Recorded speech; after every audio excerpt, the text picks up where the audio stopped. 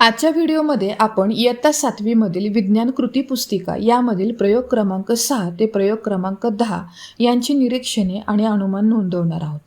आपला 6वा प्रयोग आहे द्रावणाची घनता. आता यासाठी पुस्तिकेमध्ये हेतू, साहित्य आणि कृती दिलेली आहे. जशी कृती दिली त्याप्रमाणे तुम्हाला तो प्रयोग करत जायचा आहे आणि त्यानंतर निरीक्षणे नोंदवायची आहेत. तर पहिलं निरीक्षण बघा, मीठ पाण्यामध्ये दिसेनासे होते, म्हणजेच ते मीठ पाण्यामध्ये काय झालं असेल, विरघळले. बटाटा मात्र साध्या पाण्यामध्ये तळाशी बुडाला. आता साध्या पाण्यातील बटाटा मिठाच्या पाण्यात टाकावा आणि मिठाच्या पाण्यामध्ये बटाटा मग काय होतो, तरंगतो किंवा तो बुडत नाही. यावरून आपल्या प्रयोगाचं अनुमान निघाले. पहिलं अनुमान आहे, मीठ हे द्राव्य आहे, तर पाणी हे द्रावक आहे आणि मीठ आणि पाणी ज्यावेळेस आपण मिक्स करतो त्यापासून जे मिठाचं पाणी बनतं याला आपण शास्त्रीय भाषेमध्ये द्रावण असे म्हणतो.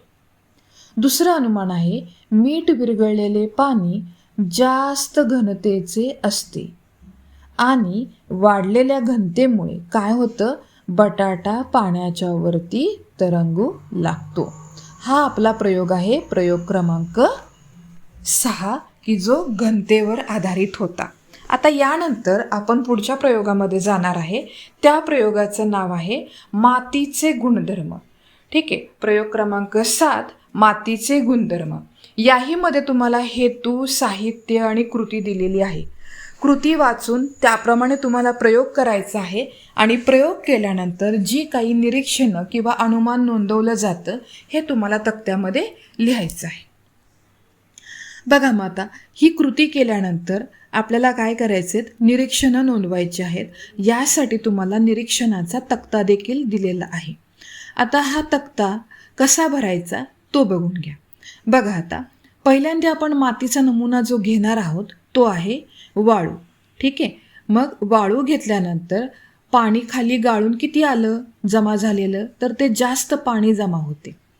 त्यानंतर जर रेताड माती घेतली, म्हणजे रेती असलेली माती घेतली, तर त्यामध्ये तळाला पाणी गाळल्यानंतर मध्यम प्रमाणामध्ये पाणी जमा होते.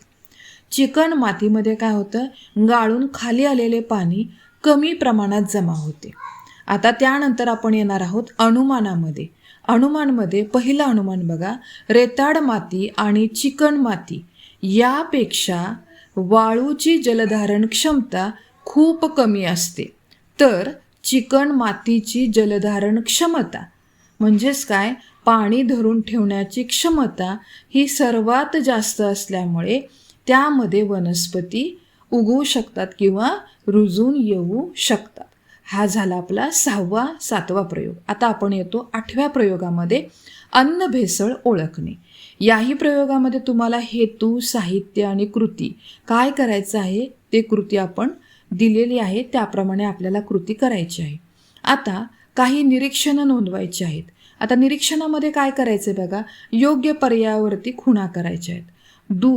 दूध आपण ज्यावेळेस काचपट्टीवर दुधाचा एक थेंब ठेवून काचपट्टी तिरकी धरावी आणि निरीक्षण करायची. मग निरीक्षण काय मिळाले आपल्याला, तर काचपट्टीवरती पांढरा ओघळ दिसला, त्याला टिक करा. मिरची पावडर हे काय करायचं, पाणी घालायचं त्यामध्ये आणि ढवळून तशीच ठेवायची. नंतर पाण्याच्या तळाशी लाल थर दिसला. हळद पावडरमध्ये काय करायचं, थोडं पाणी टाकायचं आणि हायड्रोक्लोरिक आम्ल म्हणजे HCl टाकल्यानंतर काय होतं ते बघायचं. तर मिश्रण लालसर होते पण लाल रंग नाहीसा होतो. आणि रव्यामध्ये आपल्याला काय करायचं, लोहचुंबक फिरवायचं, तर लोहचुंबकास लोहकीस चिकटत नाही. आता अनुमान काय मिळालं बघा, तर खालील पदार्थामध्ये अन्न भेसळ दिसली. आता कुठले कुठले पदार्थ आहेत, दूध, मिरची पावडर, हळद पावडर आणि रवा. मग या पदार्थामध्ये भेसळ करण्यासाठी दुकानदार किंवा एखादा विक्रेता कोणत्या वस्तू टाकतो तर ते आपल्याला लिहायचं आहे. बघा आता भेसळीसाठी कोणकोणते पदार्थ वापरले जातात. दुधामध्ये भेसळ करण्यासाठी पाणी टाकलं जातं. मिरची पावडरमध्ये भेसळ करण्यासाठी विटांची भुकटी टाकली जाते. हळद पावडरमध्ये मेटॅनिल येलो नावाचं केमिकल टाकलं जातं. तर रव्यामध्ये भेसळ करण्यासाठी लोहाचे कण म्हणजे लोहखंडाचा किस हा रव्यामध्ये मिक्स केला जातो. तर हा प्रयोग आपला आहे 6वा झाला, 7वा झाला आणि 8वा प्रयोग इथे आपला संपला. ठीक आहे. तर इथे आपल्याला अन्न भेसळीशी संदर्भात प्रयोग आणि त्याची निरीक्षणे नोंदवली. आता आपण प्रयोग 9 मध्ये येतोय, स्थितिक विद्युत. इथेही देखील आपल्याला हेतू, साहित्य, कृती दिलेली आहे. आता आपल्याला इथे 3 प्रयोग छोटे छोटे करायचे आहेत. तर पहिल्या प्रयोगासाठी लागणारं निरीक्षण, त्याचा तक्ता समोर आहे. आता उत्तर काय काय लिहायचे ते बघा. ज्यावेळेस एखादी वस्तू म्हणजे फुगा तो कागदाच्या तुकड्यांच्या जवळ आकर्षित झाले की नाही ते लिहायचे. तर फुगा आकर्षित झाले कागदाच्या तुकड्यांना म्हणजेच वस्तू प्रभारित झाली नाही. रिफिल कागदाच्या तुकड्यांना आकर्षित झाले, वस्तू प्रभारित झाली. खोडरबर कागदाच्या तुकड्यांना आकर्षित झाला नाही, वस्तू प्रभारित झाली नाही. लाकडी स्केल कागदाचे तुकडे आकर्षित झाले नाहीत, वस्तू प्रभारित झाली नाही. स्टीलचा चमचा कागदाचे तुकडे आकर्षित झाले नाही, वस्तू प्रभारित झाली. तांब्याची पट्टी कागदाचे तुकडे आकर्षित झाले, वस्तू प्रभारित झाली नाही. आता इथे ब प्रयोग करायचा आहे. त्यासाठी तुम्हाला साहित्य आणि कृती दिलेली आहे. त्या कृतीप्रमाणे हा प्रयोग करायचा आणि नंतर तुम्हाला निरीक्षणं नोंदवायचे. पहिली कृती काय करायची बघा. प्रभार नसलेल्या स्ट्रॉजवळ जर आपण प्रभारित स्ट्रॉ नेला तर काय होते, तर आकर्षण होते. म्हणजेच काय, विद्युत प्रभारित वस्तू प्रभाररहित वस्तूला आकर्षते किंवा आकर्षित करते. ही झाली आपली पहिली कृती. आता दुसरी कृती बघा.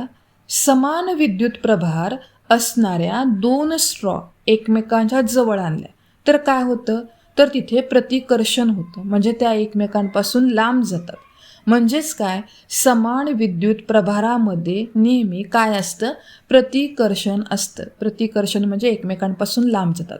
प्रभारित स्ट्रॉ आणि ज्याने घासले ते विरुद्ध प्रभारित कापड जवळ आणले तर आकर्षण होते. आणि आकर्षण म्हणजेच काय, विरुद्ध विद्युत प्रभारामध्ये आकर्षण असते. हा आपला काय झाला, निष्कर्ष झाला.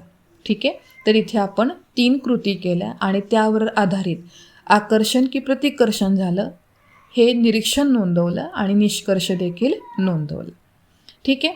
आता इथे आपण छोटे 2 प्रयोग केले. आता अनुमान बघा. विद्युत प्रभारित वस्तू प्रभार नसणाऱ्या वस्तूंना नेहमी आकर्षित करतात. तर समान विद्युत प्रभारांमध्ये नेहमी काय असतं, प्रतिकर्षण असते. विरुद्ध विद्युत प्रभारांमध्ये आकर्षण होते आणि प्रतिकर्षण वस्तू ओळखण्यासाठी ही कसोटी वापरली जाते. आता तिसरा प्रयोग आपण बघणार आहे. त्यासाठी लागणारं साहित्य, कृती समोर तुम्हाला प्रयोगाच्या वहीमध्ये किंवा आपण त्याला म्हणतो विज्ञान कृती पुस्तिकेमध्ये दिलेली आहे. त्याप्रमाणे तुम्हाला प्रयोग करायचा आहे आणि त्याची निरीक्षणे तुम्हाला त्या नोंदवहीमध्ये टिपून घ्यायची आहेत. मग निरीक्षणे कोणती कोणती येतात, तर पहिलं निरीक्षण बघा. काचेच्या दांडीने आणि एबोनाईटच्या दांडीने विद्युतदर्शीच्या धातूला चकतीला स्पर्श केला तर बाटलीतील पाने मिटतात. दुसरं निरीक्षण आहे. काचेची दांडी रेशमावर घासून मग विद्युतदर्शीच्या धातूच्या चकतीला स्पर्श केला असता बाटलीतील पाने मिटतात.